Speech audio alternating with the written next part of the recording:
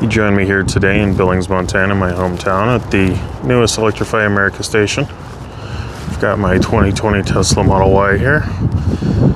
We are trying it out with the official Tesla CCS adapter. I've already initiated the charging session.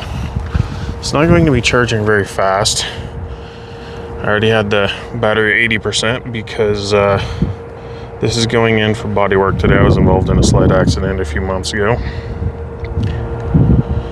I just got the email about an hour ago saying that this station was now live. Though it appears that some of them are not actually active. It said 2 of 4.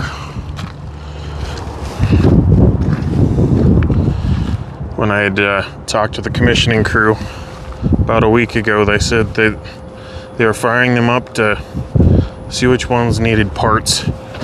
Looks like the 2 end ones were good to go.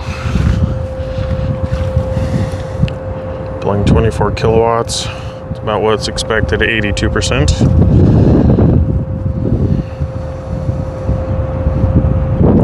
It looks like there is 2 functional stations here now for anybody traveling through. It's the only CCS charger within 100 miles of here. I think the next one is Gillette, Wyoming, or Bozeman, Montana. Thank you. Have a good day.